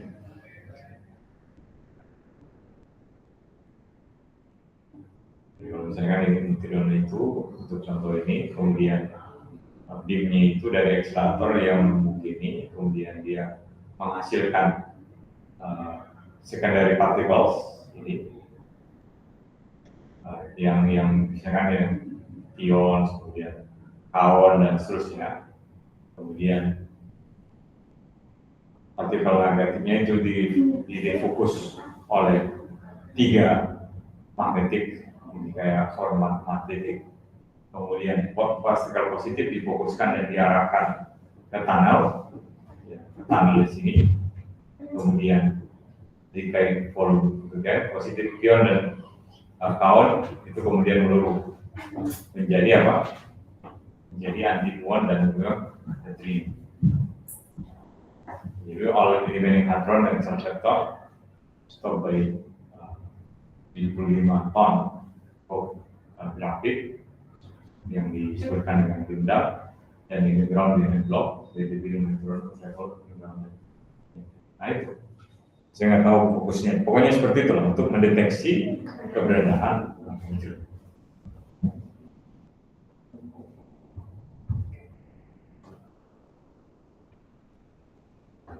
Berarti emang baru secara teoritis saja apa ya ada neutrino? Ya, itu yang memang sedang mencari dalam juga itu metal. Dark matter atau dark energy. Nah, kalau saya dark matter itu kan dia malah masanya malah masanya yang terdeteksi gitu, bukan siapa ya? Masa yang terdeteksi. Kalau itu kan, kalau dark energy itu kan orang juga cari juga materinya apa? Maksudnya apa namanya? Iya neutrino, iya cari apa? Dari mana asal ini? Iya, kan yang menyebabkan ekspansi alam semesta kan? Bukan ekspansi. Yang menyebabkan seperti di galaksi itu, dia harusnya rotasinya dia itu makin jauh, dia akan turun kecepatannya. Ternyata dia tidak kan, hampir setelah dia jauh dari pusat galaksi, dia cenderung stabil kan kecepatannya, hampir dia konstan. Sehingga apa? Diduga itu ada neutrino, dark matter. Kalau dark energy kan berkaitan dengan apa? Galaksi-galaksi itu cenderung menjauh kan, dan dipercepat kan. Itu agak berbeda. Satu dia berkaitan dengan perlu komposisi itu untuk membentuk struktur seperti yang sekarang. Satu lagi perlu untuk apa namanya? Ekspansi alam semesta. Jadi dua hal yang berbeda. Kalau misalnya tidak ada dark matter, strukturnya itu tidak seperti yang sekarang. Makanya perlu dark matter. Kalau dark energy juga nggak ada, strukturnya juga nggak seperti yang sekarang. Karena dia nggak ada mengontrol kan, lebih dominan dari dark matternya kan, lebih dominan kan, gravitasinya kan.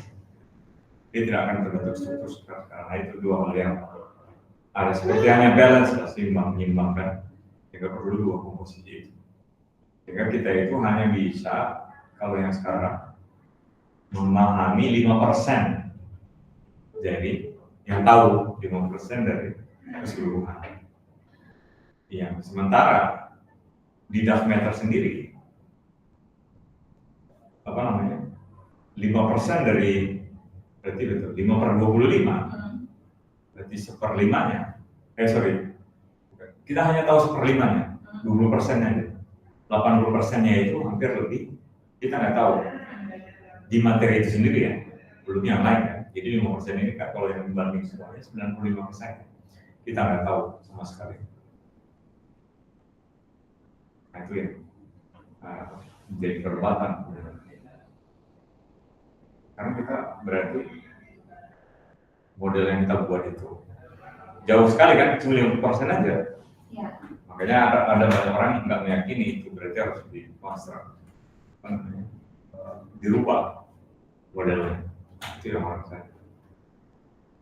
Maksudnya orang berarti harus mencari informasi di yang jaraknya lebih jauh. Kalau sekarang kan jarak-jarak dekat kan. Jadi kalau dia tahu jaraknya lebih jauh, maka dia akan bisa tracing history strukturnya kan. Kalau dia tahu history strukturnya di jarak yang lebih jauh, maka dia akan lebih memahami bagaimana mekanismenya dari yang struktur yang sebelumnya ke struktur sekarang. Sehingga kita bisa dapatkan informasi bagaimana fisika yang bekerja.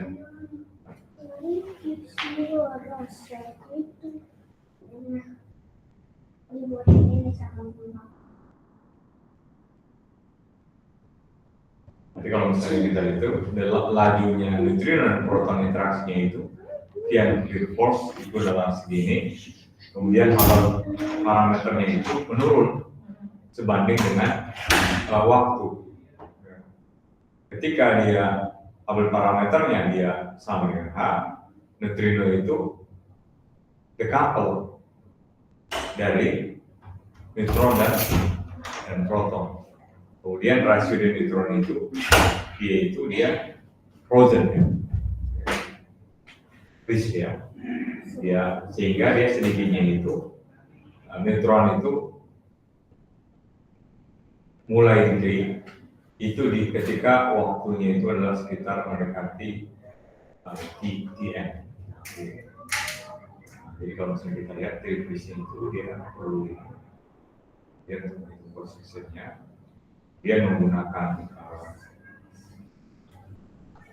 laboratorium misalnya, kita bisa dapatkan suhunya sekitar 9,10 pangkat 9. Nah, jadi alam semesta mencapai temperatur ini di suhu freeze-nya itu di suhu sekian, itu di waktu 1 detik. Enggak 1 detik.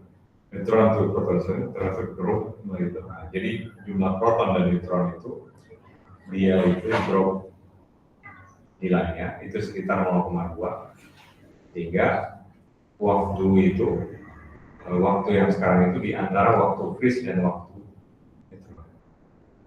Nah, jadi di sini itu berarti satu neutrino setiap 5 proton kan 0,2. Jadi di waktu antara waktu freeze dan waktu end. Yang tadi ini, jadi neutron start to decay di waktu paruhnya. Jadi neutron start to decay di antara waktu ini jumlah proton terhadap neutron terhadap proton itu 1/5. Jadi di tiap 1 neutron itu ada 5 proton.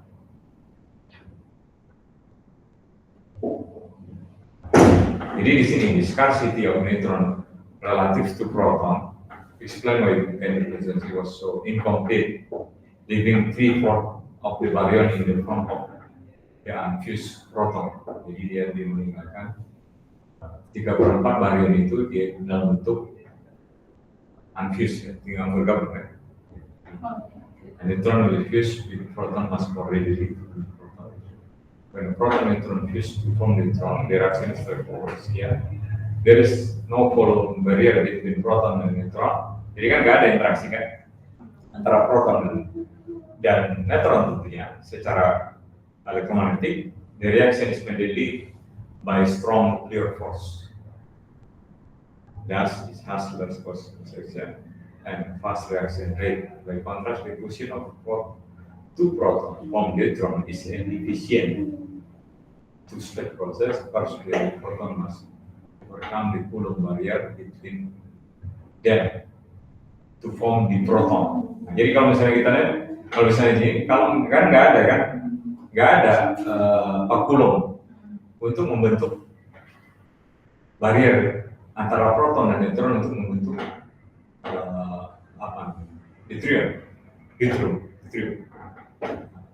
Jadi kemudian apa lagi? Perlawanan kalau misalnya kita mau gabungkan dua proton, berarti ada interaksi elektromagnetik ya? Proton dengan proton. Ya. Contrast diffusion with neutron is an efficient two-step process. First, the proton must overcome the Coulomb barrier between them to form the proton. Jadi untuk membentuk helium itu dia ada barrier ikat interaksi proton dengan proton. Jadi kita bisa lihat. Sehingga apa di sini? Jadi proton is widely unstable and split back to pair of 3 proton di lifetime sekitar 10 pangkat minus 23. Jadi helium itu dia langsung berubah lagi. Kenapa? Karena kan dia ada tadi kan, ada barriernya tadi kan. Jadi split back to pair 3 proton with a lifetime. Jadi there is however another possible decay for the proton. It can decay into deuterium neutron. Jadi dia ada dua. Hydrogen is widely unstable and split back to 3 proton with a lifetime sekian. Kemudian ada juga kemungkinan yang lain dari helium itu berubah menjadi apa? Neutron dan positron dan neutrino, which requires second step of proton-proton fusion.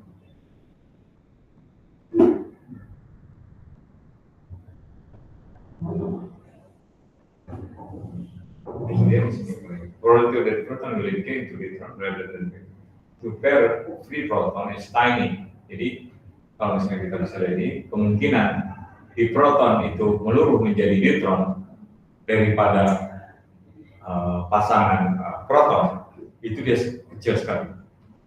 Itu dia sekitar 10 pangkat minus 21. Itu sebenarnya itu. Jadi kan di penjelasan di sini kita hanya melihat sintesa dari nukleus. Jadi kalau misalnya jumlah proton dan neutron gimana, neutron dengan proton di sini kan misalkan di sini kita bisa lihat remaining proton dari sekitar jumlah di sini perbandingan antara jumlah proton dengan neutron dengan proton. Nah, jadi maksimum nilainya itu kira-kira ya sekian. Kemudian dan seterusnya, sintesa deuterium berarti apa? Deuterium berarti tadi proton dengan neutron bergabung jadi deuterium ditambah proton kan? Nah, kita lihat energi ininya energi ikan.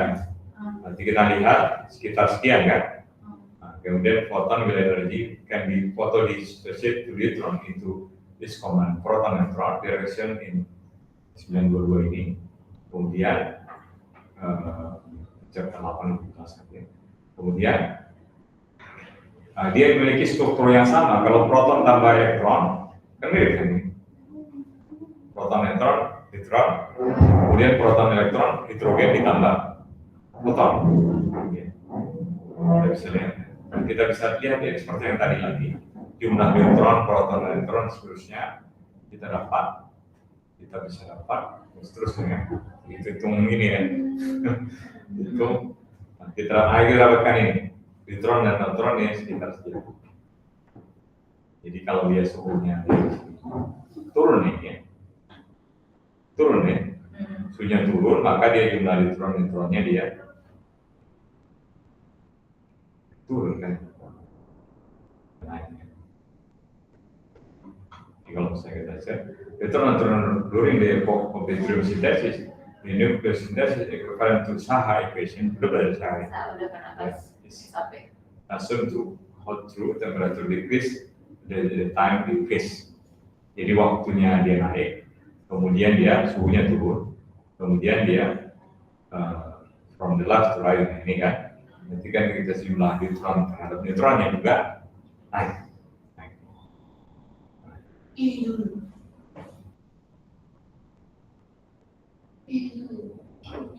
Nah, selebihnya apa nih?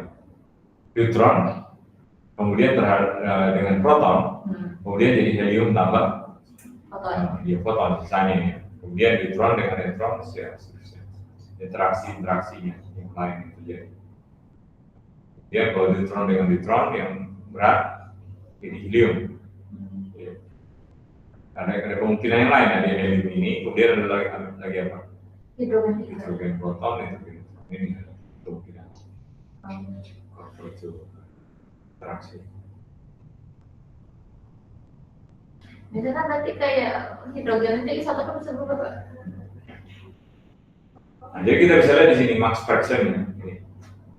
Ini bagian-bagian kan mass fraction of the gas is a function of time during the epoch of nucleosynthesis. Dan time decreases, thus temperature decreases from the left to right. Jadi yang di sini waktunya bertambah, suhunya berkurang kan? Ya. Seperti yang saya bilang kan.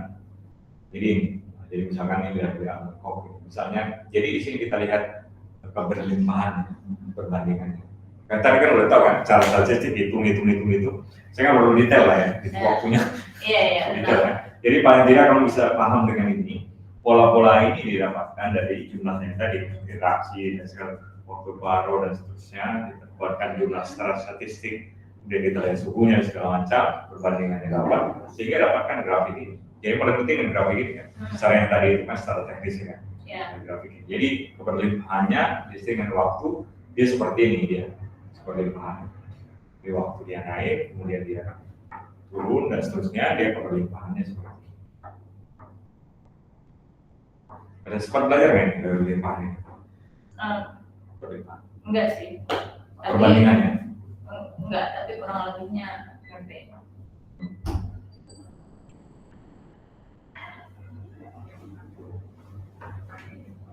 Jadi kita lihat di sini di masa-masa segini ya, jumlahnya segini ya, seterusnya. Nah, berbeda-beda ini kan. Pembentukan atom itu dinamika. Kenapa? Pembentukan atom. Kenapa? Misalnya kalau hidrogen kan ya dia yang terbentuk paling pertama kan. Iya. Tapi kalau atom yang lain dibentuknya dari reaksi fusi kan. Oh ya, yang lain ya. Nah itu berarti setelah terbentuk bintang baru ada helium. Iya. Ya kan. Iya. Kalau dia atom yang netral kan era rekombinasi kan. Iya. Ketika suhunya turun, tidak terjadi lagi ionisasi, sehingga bisa terbentuk atom proton dengan inti dengan elektron bisa bergabung. Ya, itu berarti terbentuk hidrogen pertama setelah era rekombinasi. Ya.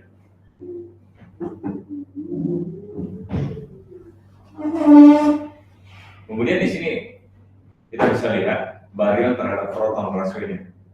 Jadi jumlah massa baryon fraksi dari helium dan densitasnya dengan dengan densitas dari neutron, helium dan lithium, itu kita bisa lihat keberlimpahan seperti ini, baryon proton rasio. Kalau misalnya baryon terhadap proton rasionya sekian, dan kita bisa lihat dia keberlimpahan masing-masing lithium, kemudian helium, hidrogen, kemudian neutron terhadap hidrogen. Jadi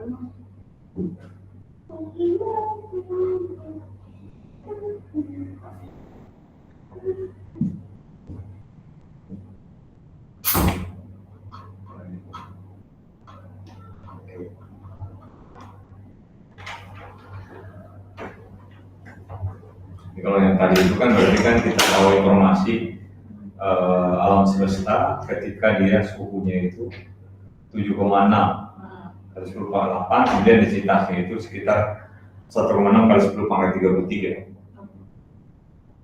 Berarti sangat Ya, besar. Kemudian apalagi?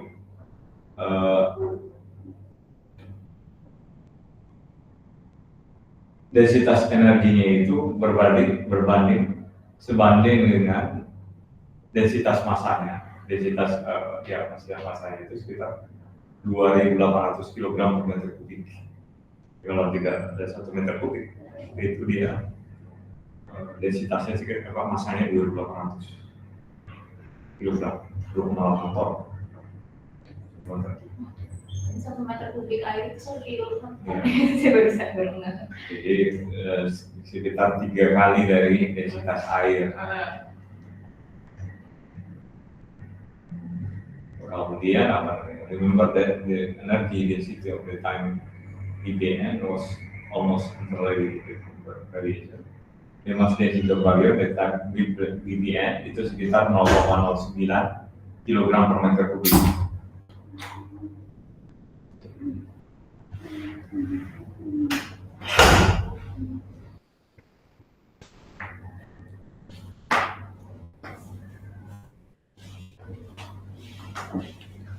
Kalau ini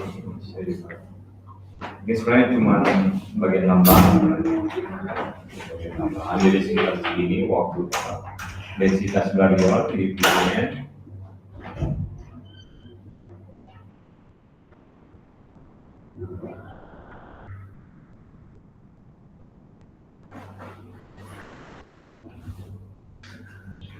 Jadi kalau misalnya ini barrier di waktu sekitar segini kan, nggak terlalu inilah besar. Jadi kalau misalnya perbandingannya di sini disebut itu samaannya dengan densitas stratosfer bumi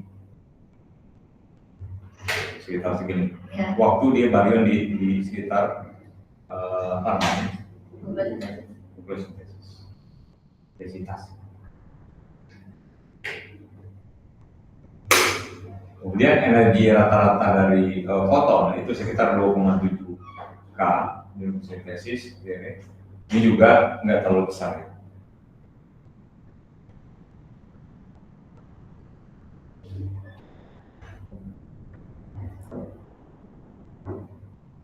Ini disebutkan kalau misalnya kita ke X-ray ya, lebih besar gitu energinya 3 kali. Seperti yang kalau misalnya kita ke radiologi. The physics of the business is well understood. Some are initial condition Big Bang. Barrier untuk foton itu rasionya sekitar 10 pangkat 10. Itu jumlahnya sangat kecil ya. Dari foton. The universe seems to have strong preference for photon over baryons. Berarti apa? Lebih banyak jumlah foton dibanding dengan baryon kan berarti. Berarti the only words to remember the universe seems to have strong preference baryon over anti-baryons. Jadi itu berarti tampaknya kita bisa sampaikan bahwa baryon itu lebih besar ya for baryon over anti-baryon kan. The universe seems to have strong preference for baryon over lebih besar kan. This low physics demand the presence of antiproton containing 2 anti-up-quarks and 1 anti-down-quark apiece. Jadi kan kalau di proton itu kan saya juga sering lupa nih 2 up u dd kan UD proton kan? Karena proton itu kan terdiri atas kalau muatannya kan up itu 2/3 down itu minus 1/3. Jadi 2/3 tambah 2/3 kurang 1/3, jadi 4/3 kurang 1/3.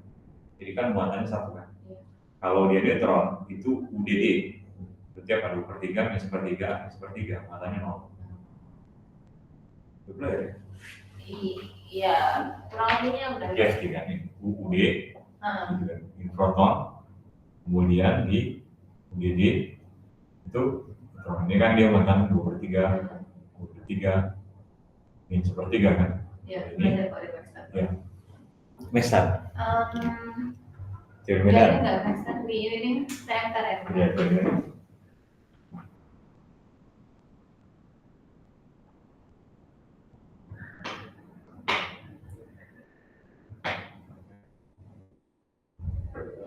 Nah, yang di apa namanya?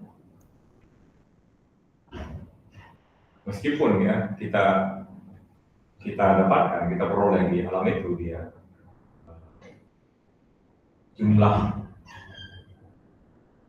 proton dan neutron itu melebihi antiproton dan antineutron. Nah, ini asimetri ini jumlah antiproton dan antineutron karena itu jumlah quark itu melebihi antiquark.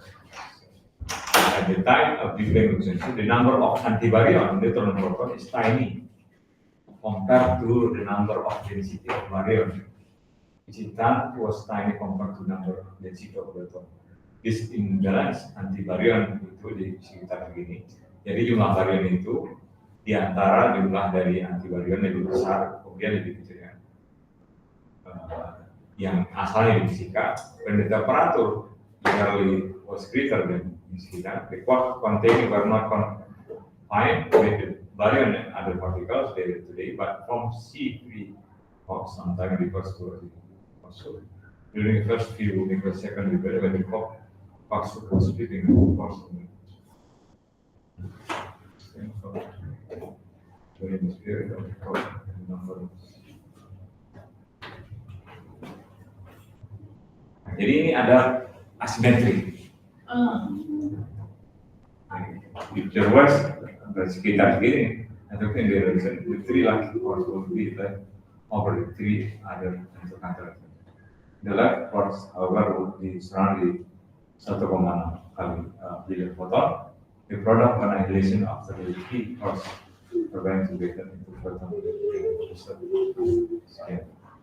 Thus, the very strong asymmetry between baryon dan proton. Jadi kesimpulannya ada ketidaksimetrian jumlah baryon dan proton. Today, the large number of photon per baryon are product of tiny asymmetry between quark and neutron.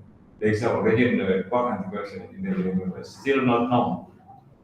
Jadi asal dari asimetri quark dan antiquark ini sekarang itu masih menjadi pertanyaan. This is Andrei Sakharov, as far as I know, was the first to outline the necessary physical condition for production a small asymmetry. The precise mechanism by which quarks first developed their still remain to be asymmetry juga.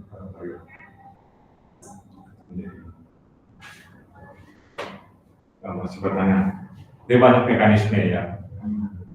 Genesis segala macam itu asimetri itu banyak orang berdebat. Tapi apa kesimpulannya? Ya, kita nggak tahu informasinya kan di belakang apa itu di era sebelum rekombinasi kan. Jadi kan ada teori-teori semacam seperti halnya monopol magnetik kan. Sekarang jadi upload belum sih jadi pertanyaan. Nah itu di bagian ini.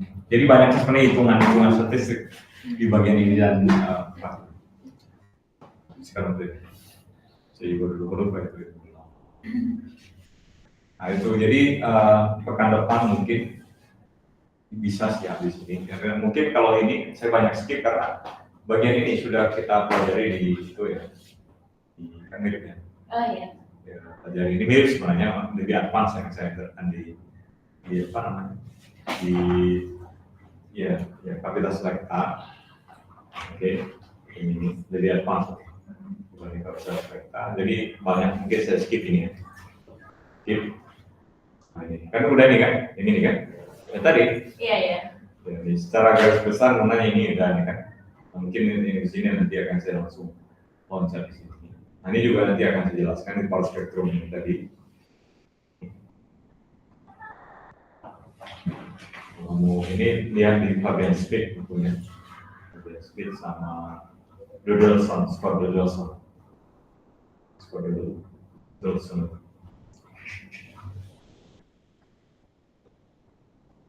Oh iya, baru terakhir itu struktur formation barrier dan foton.